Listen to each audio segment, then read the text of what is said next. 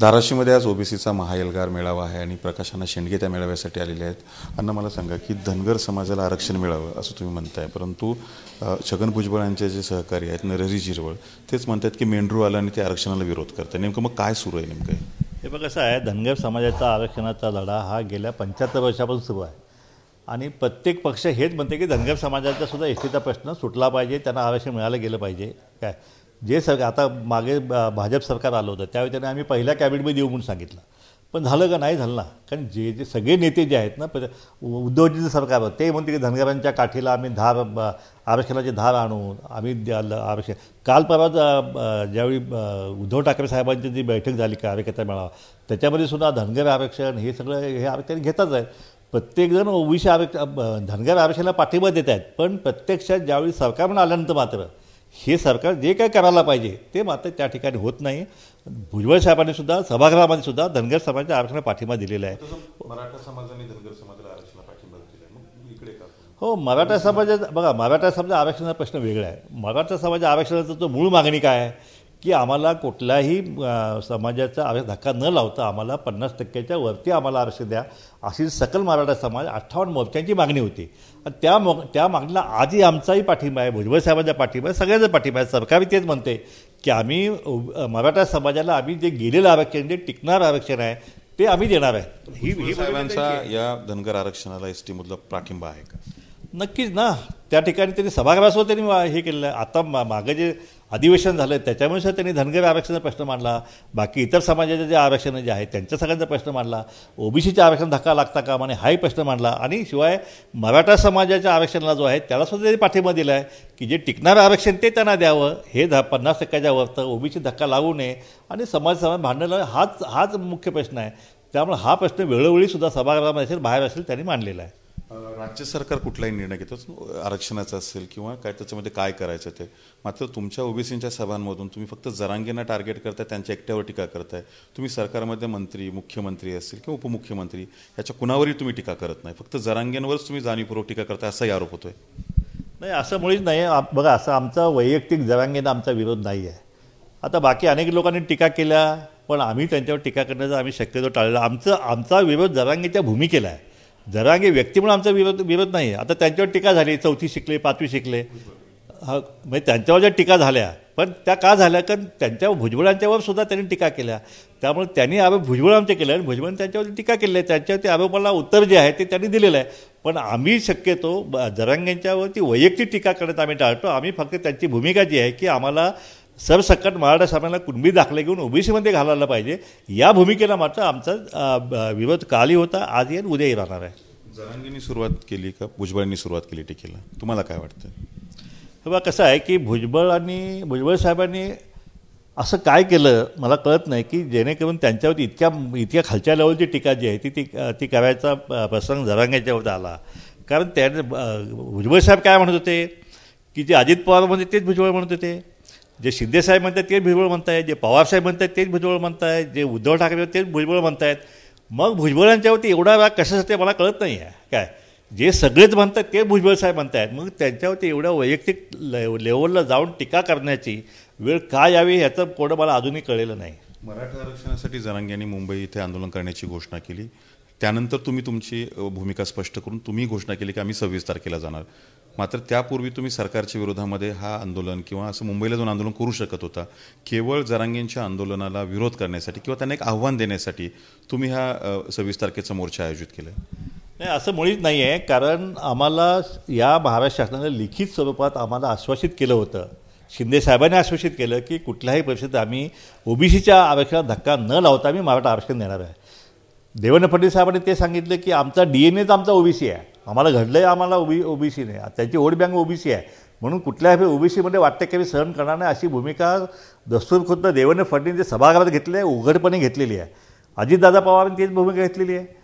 मग आता जो प्रश्न निर्माण झालेला आहे की आता सरसकट आता 54 लाख नोंदी ज्या आहेत त्या 54 लाख नोंदी सरकारनं मान्य केल्या आणि त्यांना कुणबी दाखले देण्याचे सुद्धा आदेश सगळ्या जिल्हाधिकाऱ्यांना उघडपणे काढलेले आहेत। आणि ज्यावेळी हे सरकारकडून काढले त्यावेळी मात्र आमचा सरकारवरचा विश्वास जो आहे विश्वास तडा गेलेला आहे, सरकारने आमचा विश्वासघात केलेला अशी आमची भूमिका झालेली आहे। आणि म्हणून आमचे आंदोलन जे आहे, जर तुम्ही त्या दिवशी जाऊन त्यांना जर ओबीसीमध्ये सरसकट मराठ्यांना कुणबी दाखले देऊन त्यांचा आरक्षण तुम्ही मान्य करणार असाल तर आम्हाला विरोध करणे भागच आहे. शेवटी हे आमच्या हक्काचं 450 गरीब जमातीचं आरक्षण आहे. ह्याच्यापेक्षा दुसरं आमच्याकडे काहीच नाही, सत्ता नाही, काही नाही, काहीसुद्धा नाही. दुसरं उत्पन्नाचं साधन नाही आहे. मोलमजुरी करते, वेट बिगारी करतायत, ऊसतोडी करतायत. आता ह्यांच्या मुलाबाळांचं आरक्षणसुद्धा हिसकावून घेतलं, मग आम्ही रस्ता उतरायचं नाही का? म्हणून हे सरकारने ज्यावेळी हा आदेश काढला त्यानंतर मग आम्ही निर्णय घेतला की आम्हीसुद्धा 26 तारखेला जे आहे ते आम्ही आंदोलन करणार. सरकारने कुठल्याही परिस्थितीत ह्या ओबीसीच्या आरक्षण धक्का लागता कामा नये. तुम्ही म्हणतात की सरकारनं विश्वासघात केला, तर सरकार म्हटलं तर 3 पक्ष आहेत, त्यातलं नेमकं जबाबदार कोण, तुम्हाला कोण विरोधी वाटतंय? तुम्ही नावं का नाही घेत तिघांपैकी कोणाची? सरकार आहे. सरकारमध्ये कोण आलं? मुख्यमंत्री आले, दोन्ही उपमुख्यमंत्री आले, सगळे मंत्रिमंडळ आलं. हे त्याच्यामध्ये ते पण आले ना, मी कुठं नाही म्हणतोय, सगळं अख्खं मंत्रिमंडळ आलेलं आहे. आता त्याच्यामध्ये मंत्रिमंडळात ह्यांनी भुजबळांनी विरोध केला ना, पण एकट्याचं तिथं काही जास्त त्यांना हे होत नाही आहे काय. अनेक मंत्र्यांनी म्हणून विरोध करायला पाहिजे, पण बाकी सगळे मंत्री मराठा समाजाचे आहेत. त्यामुळे मराठा समाजाला जे पाहिजे ते त्या ठिकाणी होते अशी आमची धारणा झालेली आहे. नाही तर हा 54 लाख नोंदी ज्या आहेत त्या सरकारनं मान्य केल्या नसत्या ना. म्हणजे कुठल्या नोंदी आहेत ह्या आधी ज्यांना सर्टिफिकेट दिले त्या नोंदी आहेत. पण ह्याच्यामध्ये स्पष्ट म्हणले की शिंदे समितीला नव्यानं आढळून आलेल्या 54 लाख नोंदी आहेत अशा प्रकारे गेल्यामुळे त्यामुळं आणि ह्या कुणबी दाखले दिलेच पाहिजेत अशा प्रकारचा आदेश, ते पण 8 दिवसात केले पाहिजेत अशा प्रकारचा आदेश या ठिकाणी सरकारने काढलेला आहे. आणि त्याच्यामुळं आता त्याच्या पुढं जाऊन आता त्यांचे सगळे सोयरे जे आहेत, त्यांचे रक्ताचे नातेवाईक आहेत, ह्यांचासुद्धा आदेश जे आहे तो पण फायनलचा सगळ्यांनी पाहिलेला आहे. मग तो जर निघाला तर मग शिल्लक राहतच नाही कोण ना. संपूर्ण 100% मराठा समाज ओबीसीमध्ये आलाच आहे. आणि म्हणून आमची फसवणूक जी आहे ते ह्या JRच्या आधारे होत आहे. माझी विनंती आपल्या सरकारला आहे की हा JR आपण ताबडतोब मागे घ्या किंवा ह्याचं स्पष्टीकरण करा. कारण आम्हाला हे सांगण्यात आलं होतं की फक्त 38,000 नोंदी काय नव्याने सापडल्या आहेत आणि त्यांनाच कुणबी दाखले देण्याचा प्रश्न निर्माण, कारण ह्याच्या आधीचे जे कुणबी आहेत त्यांना यापूर्वी दाखले देऊन झालेले आहेत. त्यामुळे ही स्पष्टता जी आहे ती स्पष्टता या ह्याच्यातून होत नाही आहे. सरकारनं हा ताबडतोब JR मागे घ्यावा आणि स्पष्ट भूमिका जी आहे ती या ठिकाणी घेणं आवश्यक आहे. नाहीतर जे आहे 26 तारखेपासून आमचंही आंदोलन जे आहे ते आम्हाला आमच्या न्याय हक्कासाठी, आमच्या मुलांच्या भविष्यासाठी हे आम्हाला करावं लागणारच आहे. समाजासाठी सत्तेत गेलो असं अनेक वेळा भुजबळांनी भूमिका स्पष्ट केली, मात्र सरकारच्या समोर प्रश्न मांडण्याच्या ऐवजी त्यांना आता रस्त्यावर उतरून प्रश्न मांडण्याची वेळ आली आहे. नेमकं का ही वेळ आली आहे? त्यांचं सरकारमध्ये कोणी ऐकत नाही आहे का ते एकटे पडलेत? हे पहा, साधारणतः एखाद्या मंत्र्यावरती ज्यावेळी एका सार्वजनिक टीका होते त्यावेळी सगळ्या मंत्रिमंडळाच्या बाकी सहकार्यांनी त्याच्या पाठीमागे ठामपणे उभा राहण्याची प्रथा परंपरा महाराष्ट्रामध्ये आहे. पण ह्यावेळी असं काय घडलं की भुजबळांना एकटे पाडण्यात आलं. त्यांच्या बाजूने त्यांच्या पक्षातला एकही नेता बोलायला तयार नाही, एक आमदारसुद्धा बोलायला तयार नाही, मंत्री बोलायला तयार नाही, त्यांचे नेते कोणी बोलायला तयार नाही आहे काय. त्यामुळे आम्हाला शेवटी ओबीसी म्हणून आम्हाला भुजबळ साहेबांच्या पाठीमागे आम्हाला उभाच राहावंच लागलं ना शेवटी. कारण आमची बाजू आता तिथं मांडणार एकच मंत्री आहे, बाकी मंत्री काय कामाचे नाही आहेत. सगळा गाव मामाचा तिथं आहे अजून, पण एक पण कामाचा नाही आहे ना तिथं काय. आणि म्हणून भुजबळ साहेब जे आहे, भुजबळ साहेबांना कुठल्याही परिस्थितीत आम्ही ढाल म्हणून त्यांच्या पाठीमागं सगळा ओबीसी समाज उभा राहणार. तुम्ही ढाल म्हणून पाठीशी राहाल, मात्र मगाशी आपण म्हटलं की भुजबळांनी मग सत्तेतून किंवा मंत्रिमंडळातून बाहेर पडावं का? मग ते का मंत्रिमंडळ पदाला चिटकून राहिलेले आहेत? हेच तर सगळ्यांना पाहिजे. म्हणजे मराठा समाज नेत्यांना हेच पाहिजे, भुजबळांनी त्या मंत्रिमंडळ बाहेर पडावं. पण आमच्या ओबीसीची इच्छा ती नाही ना. त्यांनी त्या ठिकाणी राहून त्यांनी संघर्ष केला पाहिजे. शेवटी मंत्रिमंडळात आमची बाजू मांडणार कोण? एकमेव मंत्री आहे, तो जर बाहेर पडला तर मग शेवटी काय सगळं रान मोकळंच होऊन जाईल ना. आणि म्हणून भुजबळ साहेबांना आम्ही विनंती केली की तुम्ही कुठल्याही परिस्थितीत राजीनामा देऊन बाहेर पडायचं नाही. आपण कुठल्याही परिस्थितीत आत राहूनच संघर्ष करायचा. बाहेरच्या रस्त्यावरचा संघर्ष आम्ही करू, आतला संघर्ष तुम्ही सरकारला तुम्ही करा, ही आमची भूमिका आमची ठरलेली आहे. आता जे सध्याचं जे सरकार आहे ते तुम्हाला असं वाटतं का ते ओबीसीच्या विरोधामध्ये आहे किंवा त्यांचा विचार करत नाही आहे किंवा दिशाभूल करत आहे? बघा, ज्या तऱ्हेनं ह्या रात्री 2:30 वाजता आणि 3 वाजता JR निघत आहेत. आता हे 54 लाख कुणब्याचा JR जो आहे तो अचानकपणे 18 जानेवारीला काढलेला आहे आणि सरसकट सगळ्यांना तुम्ही कुणबी दाखले द्या 54 लाखांना, हे सगळं मान्य करतायत. त्याचप्रमाणे राज्य मागासवर्गीय आयोग जो आहे तो राज्य मागासवर्गीय आयोगसुद्धा हायजॅक करण्याचं काम जे ह्या महाराष्ट्रात झालं ना, कारण त्याचे अध्यक्ष ओबीसी होते, त्याचे सदस्य ओबीसी होते, सगळ्यांना घालून दिलं. आणि त्या ठिकाणी सुनील शुक्रे साहेब जे आता अध्यक्ष आहेत आयोगाचे, ते जरांगेच्या टेबलावरती मराठा आरक्षण कसं मिळतं हे त्याला समजून सांगत होते. आता त्यांना जर आयोगाचं हे केलं, मागासवर्गीय आयोगाचं अध्यक्षपद दिलेलं आहे आणि त्यांच्याकडून आता अहवाल घेणार आहेत की मराठा समाज मागासलेला कसा आहे, असा अहवाल आता शुक्रे साहेब तुम्हीच द्या. अशा प्रकारचं हे जे सगळं हायजॅकिंग सुरू आहे ह्याचा अर्थ काय होतो की सरकार पूर्णपणे मराठा समाजाच्या दबावाला बळी पडलेला आहे. आता 8 दिवसामध्ये 8 दिवसामध्ये सगळ्या मराठा समाजाचं सर्वेक्षण सुरू केलेलं आहे आणि ज्या ट्रेनिंग झाले आहे त्याच्यामध्ये स्पष्टपणे आदेश दिलेले गेले आहेत की एखादा ह्या मराठा समाज सर्वेक्षण करताना त्याच्या बंगल्यात जरी सर्वेक्षण केला तरी झोपडी म्हणून लिहायची. त्याचप्रमाणे त्याच्या घरासमोर गाड्या उभ्या जरी असल्या तरी त्याच्या घरात गाडीने तो जरी ह्याला त्याच्या शेती असेल धनदांडगा असेल त्याचे कॉन्ट्रॅक्ट असेल तरीसुद्धा तो मजुरी करतो आहे. अशा प्रकारचं बोगस आहे जो आहे अहवाल तयार करण्याचं सूचना ज्या आहेत त्या सूचना दिल्या गेल्या आहेत त्याचा आम्ही धिक्कार करतो. आणि जर का असा सर्वेक्षण जो आहे अहवाल जर सादर झाला आणि पुन्हा एकदा मराठा समाज हा मागासलेपण जर सिद्ध झाला त्यातून तर त्या सगळ्या अहवालाला आम्ही चॅलेंज करणार आहे. ज्या कर्मचाऱ्यांनी आणि शिक्षकांनी अशा प्रकारे खोटा अहवाल सादर केलेला आहे त्या कुटुंबाचा त्याच्यावरती आम्ही हुडकून कारण गावागावामध्ये आमचे कार्यकर्ते आहेत त्यामुळे गावामध्ये कुठल्या याचा सर्वेक्षण कुणी केलेलं आहे ह्याच्या नोंदी आम्ही घ्यायला सुरू केलेलं आहे. त्यामुळे आम्हीसुद्धा ह्या कर्मचाऱ्यांना सोडणार नाही. जे कोणी असे खोटे दाखले देतील खोटे सर्वेक्षण रिपोर्ट करतील त्यांच्यावरती सरकारने कडक कारवाई केली गेली पाहिजे. त्यांच्यावरती त्यांचे गुन्हे दाखल केले पाहिजे. जर ह्या सरकारनं नाही केले तर मग 24मध्ये आमचं ओबीसी सरकार आल्यानंतर मात्र आम्ही त्यातून सोडणार नाही. असं म्हटलं जातं की प्रत्येक निर्णयाची जी फाईल आहे ती देवेंद्रजी फडणवीस यांच्याकडून जाते. आपण अनेक वेळा त्यांना भेटला, अनेक वेळा ओबीसी आरक्षणावर चर्चा झाली, पण त्यांनी काही कुठलं तुमचा भ्रमनिरास केला का किंवा त्यांनी तुम्हाला आरक्षणाचं काय आश्वासन दिलं आणि ते पाळलं का? नाही, आमचं हेच म्हणणं आहे की जे देवेंद्र फडणवीस जे नागपूरला जाऊन आंदोलनामध्ये सांगतात की आम्ही कुठल्याही ओबीसीच्या आम्ही आरक्षण धक्का लागू देणार नाही. इव्हन सभागृहामध्ये सुद्धा त्यांनी भूमिका घेतलेली आहे ओबीसीच्या वाटेके होऊ देणार नाही. त्याद्वारे जातनिहाय जनगणनेचा विषय असेल त्यालासुद्धा एक मुखानं पाठिंबा देणारे देवेंद्र फडणवीस आज एकदम हतबल झाल्यासारखे का वाटत मला कळत नाही आहे. त्यांनी भूमिका घ्यायला पाहिजे.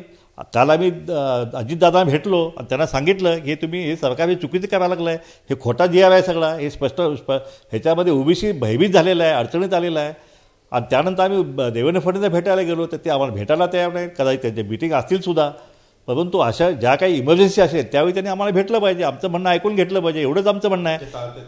आणि आता ह्या परिस्थितीमध्ये सगळेच टाळतायत ना, काय समजलं का?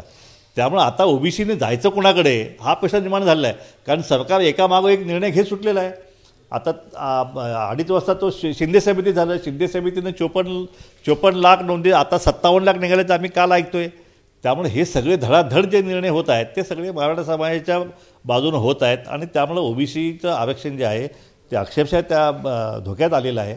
आणि कुठल्याही हे ज्या दिवशी 54 लाख कुणबी दाखले दिले जातील आणि त्यांच्या सगळ्या देशात त्या दिवशी ओबीसी आरक्षणाचे 3 तेरा झालेले हे नक्कीच असतील असे आमची ठाम धारणा आहे. म्हणून शासनाला शेवटची विनंती आहे की आपण हे ताबडतोब थांबवा, नाहीतर ओबीसीचा व्यवसाय आहे ना, व्यवसायाला तुम्हाला बळी पडावंच लागेल. शेवटी 60% ओबीसी समाज हा प्रत्येक विधानसभा मतदारसंघात आहे. शेवटी सरकार ह्या मतांच्यावरती निर्माण होतं आणि उद्याच्या निवडणुकीमध्ये तुम्हाला निवडून यायचं असेल, तुम्हाला सतत पुन्हा यायचं असेल तर ओबीसी शिवाय जे आहे ते कुठल्याही सरकारला शक्य होणार नाही. म्हणून मला अजूनही वाटतंय की सरकार ओबीसीची पंगा घेणार नाही. गेल्या 10 वर्षापासून धनगर समाजाला एसटीमध्ये समाविष्ट करावा हा असा लढा सुरू आहे. आत्तापर्यंत काय यश मिळालं किंवा अपयश जे आलं त्याला नेमकं कारणीभूत कोण आहे? हे पहा, धनगर समाजाच्या एसटीच्या आरक्षणासाठी मी तर देशाच्या पंतप्रधानांना आणून मी पंढरपूरला मेळावा घेतला. देशाच्या पंतप्रधानांना मान्य केलं आम्ही एसटीचं आरक्षण देऊ म्हणून, पण ते आम्हाला मिळालं नाही ना. त्यांच्या तर वर्षापासून आमचा हा लढा सुरू आहे. आता पंतप्रधान आणून जर आरक्षण मिळत नसेल तर मग आता युनोच्या अध्यक्षाला आम्ही आणू शकतो का? किंवा अमेरिकेच्या अध्यक्षाकडे आम्ही आरक्षण मागू शकत नाही ना. त्यामुळे हे आरक्षण आता न्यायालयामध्येच आम्ही मागितलेलं आहे आणि न्यायालयामध्ये आता त्याची सुनावणी सुरू आहे. त्याची सुनावणी अंतिम टप्प्यात आलेली आहे. त्यामुळे सरकारकडून आम्हाला जास्त काही अपेक्षा राहिलेली नाही आता, कारण कुठल्याच सरकारनं सगळ्या सरकारनं आमची फसवणूक केलेली आहे. फक्त आमचं म्हणणं काय होतं की धनगर आणि धनगर एकच आहेत म्हणून आम्हाला सर्टिफिकेट द्यायला चालू करा. जर कुणी चॅलेंज करत आम्ही कोर्टात बघू ना त्याचं काय ते, पण सरकार ते सुद्धा करायला तयार नाही आहे. त्यामुळे कुठलंच सरकार जे आहे ते धनगर समाजाला वाटाण्याच्या अक्षता ज्या आहेत त्या सगळ्या सरकारने दाखवलेल्या आहेत. तुम्ही मगाशी म्हटलात की बच्चू कडू जे आहे ते ओबीसी समाजाच्या किंवा त्यांच्या आरक्षणाच्या ताटामध्ये माती कालवत आहेत. हे पहा, बच्चू कडू यांनासुद्धा ओबीसीने मतदान केलेलं आहे आणि आज जे काय बच्चू कडू जे काय मराठा आरक्षणासाठी म्हणजे मराठा समाजाला ओबीसीनं कसं आरक्षण मिळेल यासाठी त्यांची धडपड जी आहे ती अख्ख्या सगळ्या ओबीसी समाजानं पाहिले, महाराष्ट्रानं पाहिलेली आहे. त्यामुळे ह्या ओबीसी समाजाच्या अन्नात माती कालवण्याचं काम जे आहे ते त्यांनी करू नये अशी आमची विनंती आहे. आणि शेवटी त्यांना त्यांचा राजकीय काय अजेंडा असेल सुद्धा तो करण्यासाठी ते करत असतील पण मग मात्र येणाऱ्या निवडणुकीमध्ये मात्र ओबीसीच्या मताची अपेक्षा जी आहे ते त्यांनी करू नये. अजूनही वेळ गेलेली नाही. अजूनही बच्चूकडून आमची विनंती आहे की तुम्ही ह्या गरीब बिचारा ओबीसीच्या आरक्षण जे आहे त्याचं संरक्षण करण्यासाठी आपण एकाच वाक्य बोला ना काय.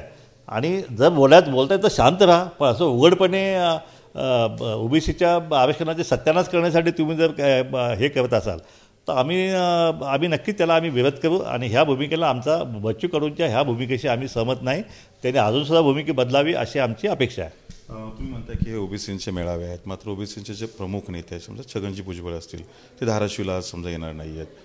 मग हे वंचितचे नेतृत्व करताय आणि कुठेतरी ह्या माध्यमातून वंचितची पेरणी आहे किंवा लोकसभेची तुम्ही चाचपणी करताय असा एक सूर आहे. नाही, असा हे कुठला राजकीय अजेंडा घेऊन मेळावे नाहीत. आमचे हे मेळावे जे सुरू आहेत याच्यामध्ये ओबीसीच्या आरक्षणाच्या हक्काची जाणीव जी आहे ती या सगळ्या समाजाला करून देणे हा मुख्य हेतू आहे. त्याच्यामध्ये काही नेते येतात, काही नेते येत नाहीत, पण मेळावे होतच राहत आहेत. भुजबळ साहेब हे स्वतः सरकारमध्ये आहेत, त्यामुळे त्यांच्या सरकारी काय अडचणी असतील म्हणून 1-2 मेळाव्याला ते नाही म्हणून काही फरक पडत नाही आहे. आणि हा मेळावे आम्ही सगळे मिळून मेळावे करत आहेत. या ठिकाणी प्रकाश आंबेडकरजी या ठिकाणी आम्ही त्यांना बोलवलं आहे त्या संयोजकांनी.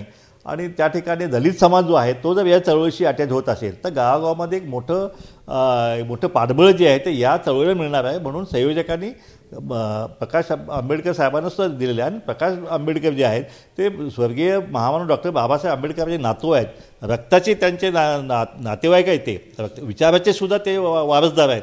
आणि त्यामुळे त्यांच्याकडून आम्हाला अपेक्षा आहे की हे जे आरक्षण ओबीसीचं आम्हाला दिलेलं आहे ते घटनेच्या 340व्या कलमानुसार आम्हाला दिलेलं आहे, बाबासाहेबांनी दिलेलं आहे, त्या धोक्यात आलेले आहे. त्यामुळे त्या आमच्या आरक्षणाचं संरक्षण करण्यासाठी त्यांनीसुद्धा बाबासाहेबांचे वारसदार म्हणून आम्हाला मदत केली पाहिजे किंवा त्यांनी ती भूमिका घेणं आवश्यक आहे अशी आमची अपेक्षा त्यांच्याकडून आहे. मगाशी प्रकाशजी आंबेडकर असं म्हटलं किंवा जरांगेंनी निजामी मराठ्यांपासून सावध राहावं. मग ते निजामी मराठे तुम्हाला वाटतात कोण आहेत? ते काँग्रेसमधले आहेत, राष्ट्रवादी आहेत किंवा शिवसेनेतले आहेत? हे बघा, त्यांचा उल्लेख जो आहे तो साधारणतः जे सरंजामी हे जे मराठा जे आहे म्हणजे ज्यांनी जे सत्ताधीश आहेत, जे प्रस्थापित आहेत, ज्यांनी ह्या सगळ्याच पक्षातील आता म्हणजे सरकार आहे तरी ज्यांनी ह्या मराठ्यांच्यावरती गरिबीची वेळ आणलेली आहे. कारण प्रकाश आंबेडकरबद्दल गरीब मराठ्यांना न्याय मिळाला पाहिजे. आमची भूमिका तीच आहे की मराठा समाजाला आरक्षण म्हणून अशी आमची मुळीच भूमिका नाही. गरीब मराठा न्याय मिळाला पाहिजे ही पण आमची भूमिका आहे. फक्त आमचं एवढंच म्हणणं आहे की 50%च्या वरती वेगळा प्रवर्ग करून जे शिंदेसाहेब त्यांना देऊ इच्छित आहेत ते आरक्षण त्यांना देण्यात यावं ही भूमिका आमची आहे, आंबेडकरांची सुद्धा जी आहे. पण शेवटी गरिबी जी आहे त्यांना ओबीसीने आणलेली नाही ना. गरिबी कोणी आणलेली आहे?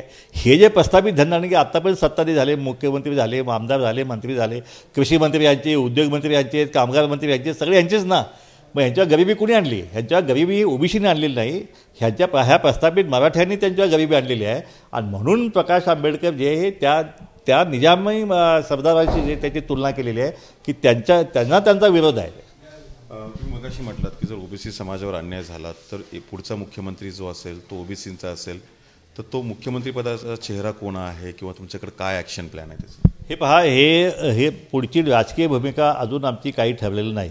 पण ही भूमिका जी आहे ही भूमिका आम्हाला आज न उद्या द्यावी लागेल. कारण शेवटी आमचं आरक्षणाचं संरक्षण हेच सरकार करणार नसेल किंवा कुठलं सरकार करणार नसेल तर आम्हाला शेवटी राजकीय आखाड्यात उतरावं लागेलच.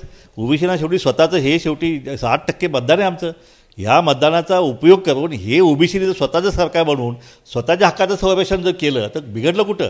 आणि त्याच्यामध्ये हा मुख्यमंत्री का तो आज विशेष ना आमच्यापुढं. आज आमचं आरक्षण धोक्यात आलेलं आहे. आज आमची भाजी भाकरी वाचवण्याचा ती प्रश्न आमच्यापुढे पडलेला आहे.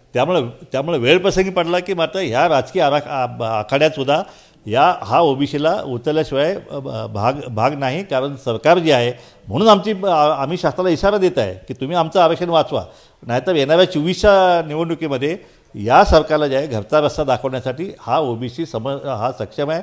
60% मतदान आहे. गावागावामध्ये सगळे एकत्र झाले जातात. त्यामुळं पुढची लढाई जी आहे ती लढाई ओबीसीला लढावीच लागेल आणि ती लढाई ओबीसी जिंकल्याशिवाय सुद्धा राहणार नाही. त्यासाठी MIM असेल किंवा BRS असेल असे काही चाचपणी किंवा अशा पक्षांसोबत जाणार? पण अजून हे असं अजून आमचं ठरलेलं नाही. पण आमचं कसं आहे, आमचं 60% मतदान आहे ना. 60% मतदान असताना एखादं सरकार स्थापन करायचं असेल तर 25-30% मतदान झाले की सत्ता स्थापन होते ना. त्यामुळे ओबीसीना तसं काय इतकं मोठं राजकीय हे काय उभा करायची आवश्यकता नाही. स्वतःचं मतदान जरी स्वतःला जरी झालं तरीसुद्धा ओबीसीचे आमदार निवडून येऊ शकतात, ओबीसी जिल्हापती निवडून येऊ शकतात, पंचायत समिती निवडू शकतात, सरपंचसुद्धा हल्ली ओबीसीचे यायला लागलेले आहेत. त्यामुळे ह्याला काही जास्त वेळ लागणार नाही. पण त्यामध्ये जर ओबीसीच्या सोबत जर मुस्लिम समाज आणि दलित समाज आला तर मग मात्र 100% जो आहे या मराठेशाहीचा जो सरदारकीचा जो विषय आहे तो आता त्याला नक्कीच ह्याला हद्दपार करता येईल. विचार वंचित सारखाच पॅटर्न तुम्ही राबवणार. बघा असं आहे, ह्या शेवटी हे सरकार जे आहे हे सरकार आपलं आणण्यासाठी ओबीसीना जे काय करावं लागतील, जे काय राजकीय समजा आखाडे उभं करावं लागतील किंवा युक्त्या जे काय करावं लागतील योजना ते सगळं त्यांना करावं लागेल ना. शेवटी राजकारण आहे. ते राजकारण आखाड्यामध्ये जे काय करावं ते ओबीसीनं करावं लागणार आहे. मग त्यामध्ये वंचित असेल किंवा मुस्लिम समाज असेल किंवा आणखीन कुठल्या RPI असेल काय असेल, जे समविचारी जे आहेत. आरक्षणाला मागच्या वेळी आंबेडकर साहेब म्हणाले की आरक्षणवाद्यांनी आरक्षणवाद्याला मतदान दिलं पाहिजे. ही पण भूमिका जी आहे, या भूमिकेत सुद्धा जे आहे ते कदाचित आमचा हा ओबीसी आणि दलित समाज जो आहे तो जाईल. त्यामुळे ओबीसी, दलित आणि मुस्लिम हा जर महाराष्ट्रामध्ये एकत्र आला त्या महाराष्ट्राचं राजकीय भवितव्य जे आहे ते बदलल्याशिवाय राहणार नाही, राजकीय चित्र बदलल्याशिवाय राहणार नाही. आणि त्यामुळं आता हे अजून ठरलं नाही आम्ही पक्ष काय, हे अजून आमचं आता आरक्षण वाचवायचा विषय आहे. त्यामुळे थोड्या दिवसात हे सगळं कळेल तुम्हाला आम्ही काय भूमिका घेतोय ते आम्हाला आणि भूमिका आम्हाला घ्यावीच लागेल. पण लोकसभा असेल किंवा विधानसभा असेल किंवा कुठलीही असेल त्या ठिकाणी आम्हाला ही भूमिका घ्यावीच लागणार आहे.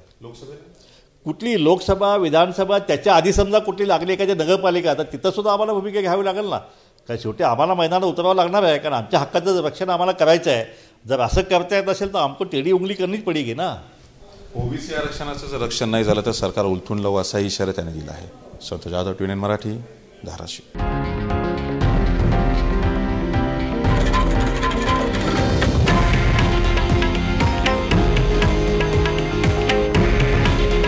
हे आहे देशातील नंबर 1 न्यूज नेटवर्क आणि आपण पाहत आहात TV9 मराठी. काळजी तुमची, हित महाराष्ट्राचं.